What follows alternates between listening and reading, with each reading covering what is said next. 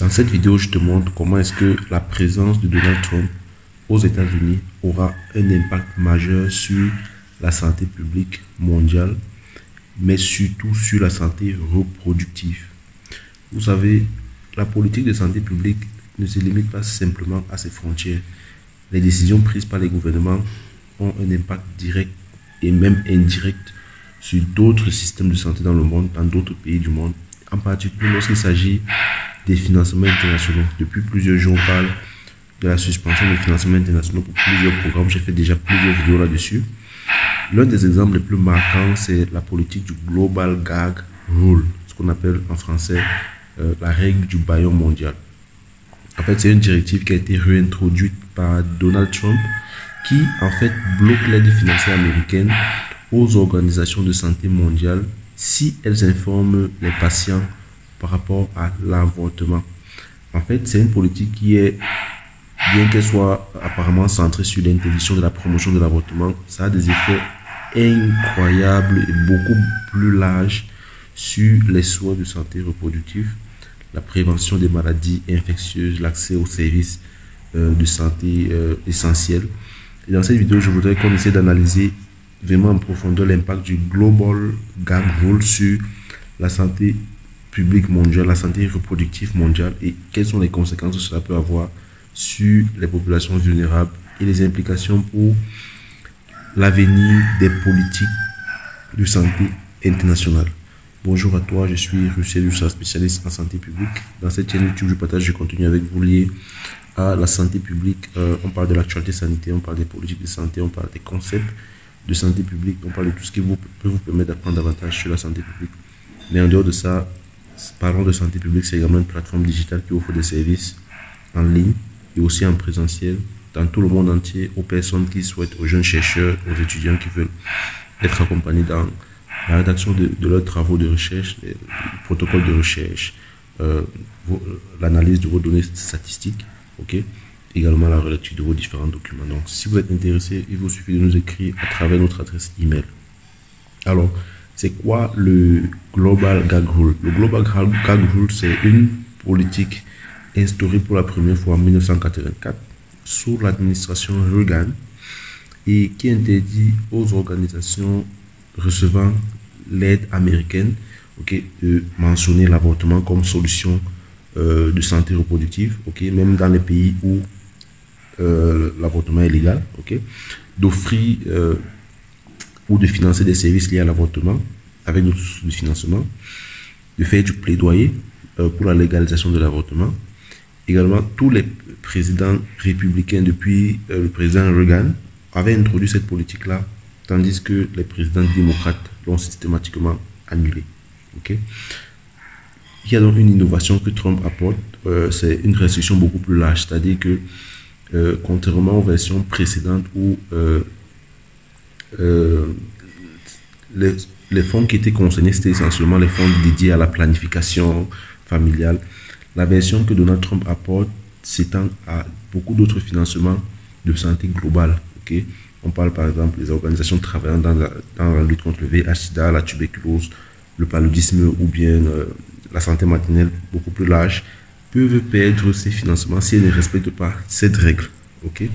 C'est-à-dire que si une organisation qui travaille dans le VIH, la tuberculose, le paludisme, la santé maternelle en général, s'ils ne respectent pas la règle qui est de ne pas mentionner l'avortement comme possibilité à une femme, ils peuvent perdre cette possibilité-là. Alors, quelles peuvent être les conséquences du Global Gag Rule sur la santé publique mondiale?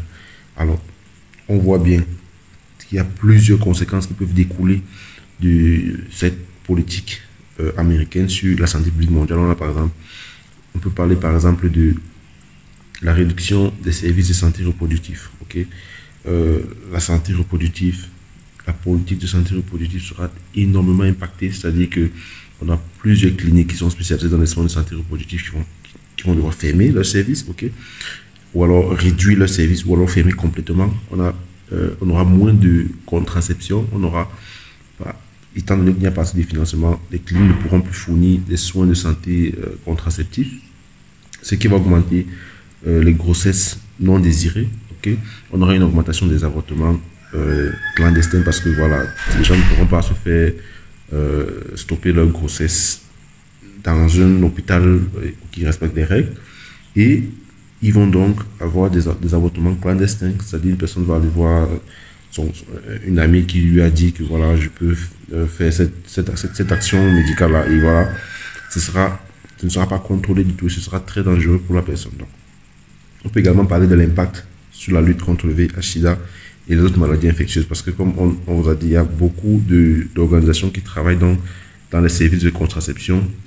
Ils travaillent également dans les programmes de prévention du VIH. Donc, si ce programme-là est affecté, et aussi on aura des programmes de prévention du VIH qui seront aussi affectés. On a, avec la restriction des financements, on a plusieurs programmes de lutte qui seront interrompus, qui vont exposer beaucoup davantage des personnes aux potentielles infections. On a la lutte contre le paludisme et la tuberculose également qui seront affectés, car les financements liés, ces financements-là sont liés à un programme de santé global. Okay? Il ne s'agit pas d'une seule action médicale, mais c'est beaucoup plus global. Donc, on peut bien évidemment imaginer qu'on aura également l'impact sur des populations beaucoup plus vulnérables, c'est-à-dire les femmes, okay, les populations qui vivent dans des zones rurales, okay, les populations qui sont pauvres, qui sont beaucoup plus touchées, qui n'ont pas assez d'alternatives, okay, elles seront beaucoup plus touchées. Les femmes enceintes ne reçoivent pas un suivi médical adéquat et continu. Elles peuvent être sujettes à plusieurs complications, okay, ce qui va augmenter la mortalité maternelle. Okay, donc la mortalité maternelle sera également pourra être exacerbée. Donc ça, c'est des éléments qu'il faudra beaucoup suivre. Les jeunes filles qui sont en situation vulnérable, qui n'ont pas accès à une éducation appropriée, qui n'ont pas accès à une éducation sexuelle, qui n'ont pas accès aux moyens de contraception, ok, ça également, ce sont des populations vulnérables qui pourraient être touchées. Alors, on voit bien qu'il y a une politisation de la santé publique, okay, notamment mise en exergue par les États-Unis, c'est-à-dire que l'avortement, c'est devenu un enjeu géopolitique. Okay. L'avortement, c'est devenu un enjeu géopolitique aux États-Unis, c'est-à-dire que aux États-Unis, la question de l'avortement divise plusieurs partis politiques. Okay. On a les démocrates qui, eux, sont pour l'avortement, mais on a les républicains qui, eux, n'acceptent pas l'avortement, et voilà. C'est eux qui sont justement à l'origine de cette genre de décision. Donc, beaucoup de personnes parlent des contradictions de cette politique-là parce que, en fait, on ne pense pas que l'avortement pourra cesser avec cette politique. Au contraire, ceux qui vont pratiquer l'avortement, dorénavant, vont le faire de manière illégale, okay, et qui vont le faire de manière aussi très risquée parce qu'on aura des avortements non sécurisés, ce qui pourrait donc augmenter davantage la mortalité maternelle. Donc, vous voyez, il y a eu bien évidemment plusieurs réactions internationales par rapport à cette décision-là, c'est-à-dire il y a des pays qui ont décidé de créer des fonds compensatoires pour aider les ONG qui travaillent déjà là-dessus. Il y a par exemple aux Pays-Bas et au Canada, ils ont créé une initiative She Decides, okay, qui veut contribuer pour essayer de soutenir ce financement-là. Bon, on peut se poser aussi la question pourquoi aider dans ce financement alors qu'il y a beaucoup d'autres financements qui sont arrêtés, notamment le financement pour la lutte contre le VIH, le paludisme, la tuberculose. Pourquoi ne pas mettre beaucoup plus d'argent là-bas, mais essentiellement pour lutter contre l'avortement. Donc, c'est des questions qu'on peut se poser. C'est absolument inquiétant, okay, cette décision de Donald Trump. Il y a également la notion du droit du patient qui intervient. Okay. C'est essentiel parce qu'il faut garantir un accès équitable aux soins. Okay. Mais il y a également l'aspect éthique qu'il faut prendre en considération. C'est vrai que dans notre pays, au Cameroun, l'avortement n'est pas légal. Okay.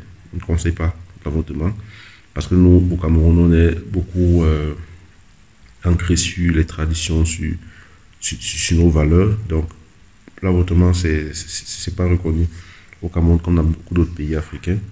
Mais on voit bien comment est-ce que la politique de santé mondiale sera impactée par cette décision de Donald Trump. Donc, les décisions politiques, on voit avec cela comment ça peut affecter des millions de vies à l'échelle mondiale. Okay, bien que ce soit présenté comme une mesure anti-avortement, ces effets peuvent également être destructeurs qui peuvent impacter d'autres éléments, la contraception, la lutte contre le VIH, la santé maternelle et infantile, l'accès à d'autres services de santé vitaux. Donc, voilà ce que je voulais partager avec vous. Qu'est-ce que vous en pensez? Est-ce que dans votre pays, vous avez une loi qui concerne l'avortement? Est-ce que dans votre pays, vous pensez que cette décision de Donald Trump concernant le Global Gag Rule pourra affecter votre pays et dans quel sens? Je vous attends dans la rubrique commentaire pour qu'on essaie de discuter par rapport à cette actualité. On se revoit pour une prochaine vidéo. Sentez-vous bien.